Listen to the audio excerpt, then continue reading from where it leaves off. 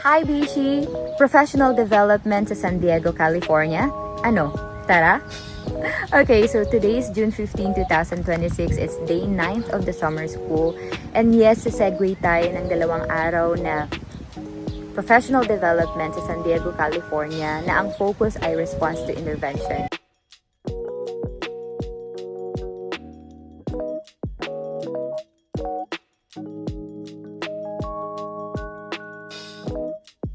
Smartwatches, phones, tablets, and other small handheld electronic devices weighing less than 2 pounds may be used, but they must be placed in airplane mode. Please hold on. This train is departing. Okay, what an experience. So, dumating ako, nag-landing dito ng 9:50 and then sumakay ako ng Skylink. I'm expecting na mapapagdali ang pagdating. Kaso, sa almost last stop, nagkaroon ng aberya yung Skylink. So, kailangan namin mag-transfer sa kabilang side and then pabalik siya. So, ngayon, ang labas, kailangan ko siyang lakarin ng pagkalayo-layo at pagod na ako.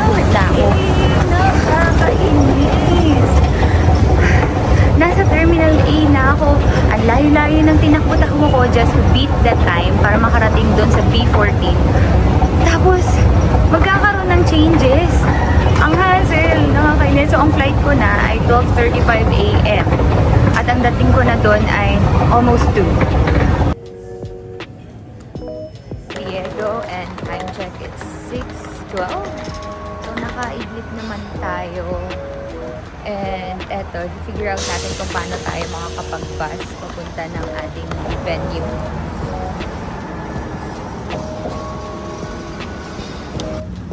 Hi, Bishi! Touchdown, California! So, medyo nakakaloka ang kanilang Metro Transit. Mas advanced, mas, alam mo yun, mas stricto, mas mahal.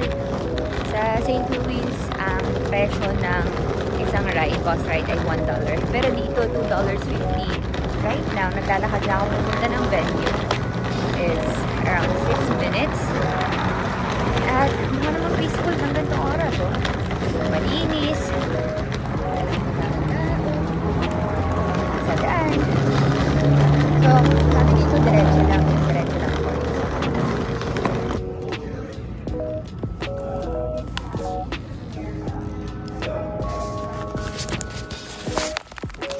Okay, good morning. Early bird tayo today. So, tayong pinaka-unang nag-register at nakarating dito sa venue. And upon checking the list of attendees, let's go, parang wala pa atang 3 o 4 ang mga teachers na attendees. Majority ay mga specialist, principal, nasa higher rankings and expertise. So it's kind of scary at the same time exciting. The director was able to talk to me earlier and she asked me some stuff and I said that I am coordinating, or I'm the coordinator for MTSS in school, and then she said she's gonna connect me with the person in charge with the MTSS. So I'm excited to learn a lot about this. And by the way, they have free coffee, wala pa tayong breakfast, but we'll figure things out later. We're pretty proud of it, but we know that there's always more and there's always new teachers. That center was in operation for 5 years. It was not operated anymore after 5 years, but this is sort of inside baseball federal funding jargon. It was recompleted as a new center. This is the center on RTI, the National Center on RTI. How many of you are familiar with the RTI Center? Great. So, National Center on Student Progress Monitoring, RTI Center, and then that became NCII. Lunch break. Ito, diba? Sige lang, lakad-lakad lang. Baka may makita tayong kainan. Kasi may Jollibee kasi dito. Kaya lang nga, ang problema lang naman dun sa Jollibee dito ay malayo. So, hindi siya nalalakad. Malayo sa downtown. 5 miles away. So, order na lang tayo for tonight. So, okay. So, nandito na tayo sa ating hotel. Yes, mag-i-stay lang tayo dito for the night kasi masyadong mahal. At, syempre, i-room tour ko kayo. Okay, so, eto ang ating parang sala. Receiving area. Ang laki! Oh my gosh, nakakatuwa. Parang, oh my God. Kaya wala siya mahal. So, apakaganda. So, ayan. So, meron tayong fridge, meron tayong microwave. At pwede tayong magkape mamayang gabi. May water na complimentary. At ayan ako. Saya naman. Tapos, tana, ang kanilang vanity mirror. Ang laki-laki. Nakakatuwa. Masaya ako. Okay, may hair dryer. Yes. Mamaya tayo dyan sa kwarto. And ang kanilang CR ay napakaluwang. Ayan. Nice. Gusto ko din ng ganitong salamin in the future. And dito ang kanilang bath. So, mamaya. Niligo tayo mamaya. And then, eto ang ating kwarto.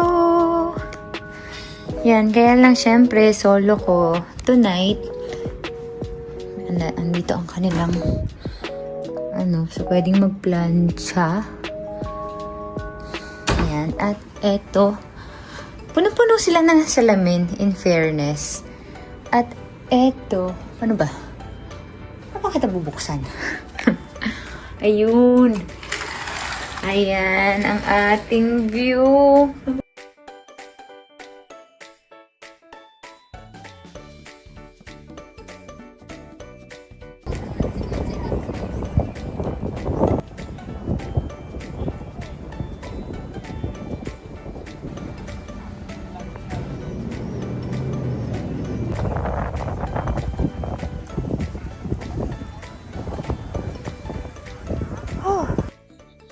Uwi na tayo at maaga pa tayong magdi-dinner.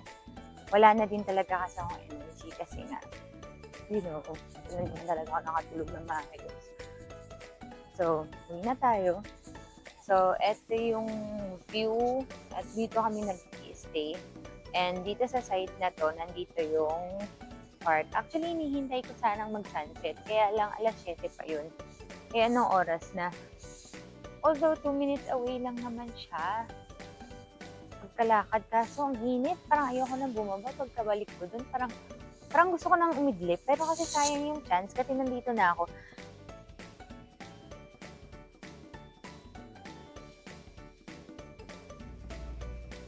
Hi, Bishi! So, good evening. And yes, nasa hotel na tayo sa wakas. Tonight, makakatulog tayo ng mahimbing. Kasi nga, the other night, sa airport tayo natulog. So right now, ang dinner natin ay Chowking. Okay, nag-DoorDash tayo. Hindi ko na-expect na merong Chowking dito sa San Diego, sa totoo lang. Kaya nung nakita ko siya sa DoorDash, umorder ako agad. And then umorder na rin ako ng Jollibee para tomorrow sa lunch. And yes, eto ang in-order natin. Umorder tayo ng Laureate. At umorder din tayo ng wonton beef. Ako nakikita niyo. Baka sabihin niyo, ang siba-siba ko naman. Well, ito ang first meal of the day. Though nag-coffee naman ako during the training kasi nga, Diyos ko, baka hindi na ako mag-function ng maayos dahil wala na nga akong matinong tulog. So, tapos wala pang pampagising ng dugo, diba?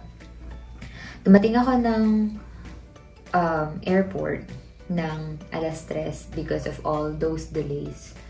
And hindi naman ang start ng registration dito sa Embassy Suite ay alas 8. So, at saka ayoko naman mag-commute. Hindi ko sure kung may bus ng ganong oras.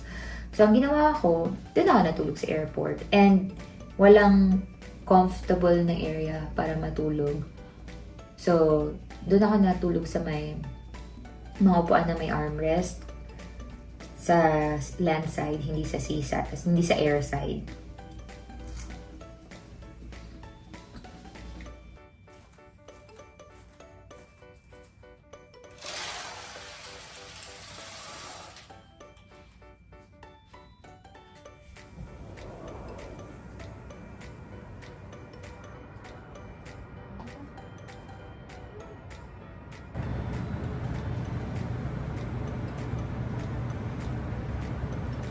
Good morning, day 2 ng ating training.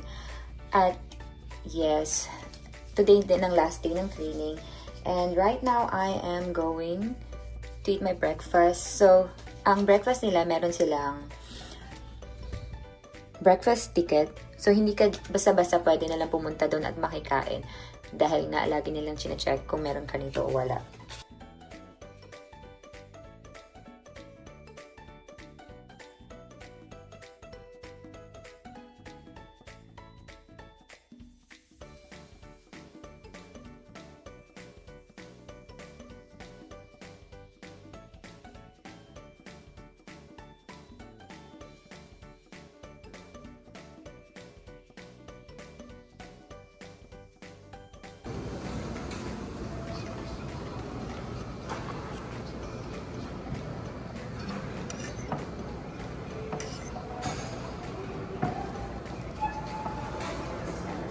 We're really grateful that you come. And like I said in our keynote, we learn with you. I mean, we learn from you, but we learn with you, and we can't do this without folks. Some of the benefits of trainings, conferences like this is getting the chance to network, talk to other folks doing this work, and learn from other folks that are experiencing successes and challenges. So this morning we have 40 want to share a story from LA Unified. So we're going to have our colleagues here, Karen and Manny, share kind of the work that they have done to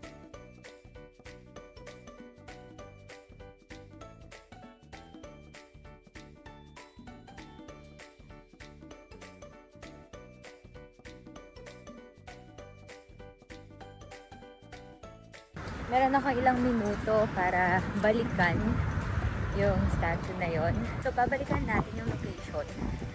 Take lang tayo ng videos and pictures and then we'll go back with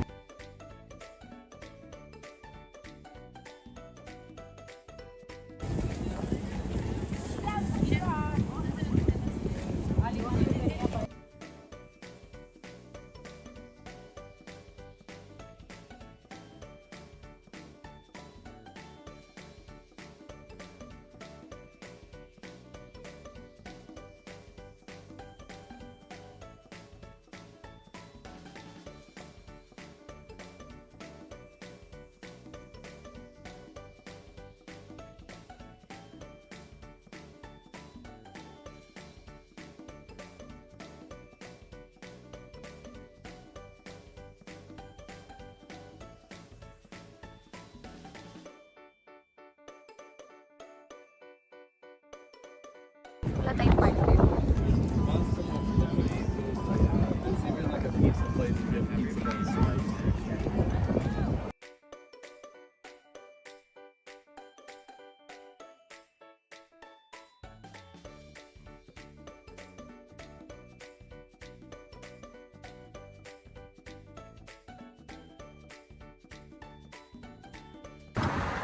Hi, Bishi!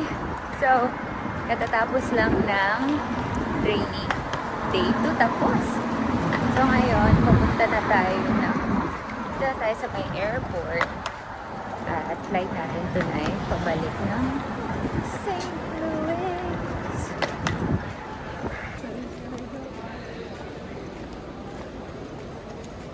Good evening. Right now, we are in San Diego International Airport, Terminal 2. Ang boarding time natin ay 8:45 to Charlotte, North Carolina. Something like that. Ang flight hours natin ay 4 hours, almost 5 hours. Yeah. Tired. Sobrang tired. Time check, 9:04 p.m. at boarding pa lang din. Hindi pa tayo nakakasakay.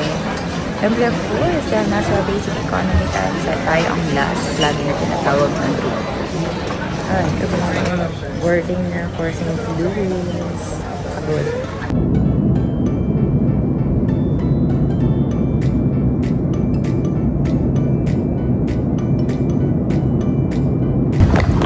Hello! Touchdown St. Louis. Ayan, nakalandak natin. At yes, pupunta na tayo agad ng school para magtrabaho. Welcome to St. Louis. Ayan na, touchdown. One eternity later. Hello, it's the end of the day, June 18, 2026. And yes, pumasok muna tayo ng summer school. So, pagka-landing natin sa airport, nag-book agad tayo ng ride papunta dito. So, yes, we were late for an hour. So, that's okay. Oh, pagod ako. So, yan, magmasahe muna tayo habang hinihintay ang ating sundo. Sa susunod na ulit. Bye!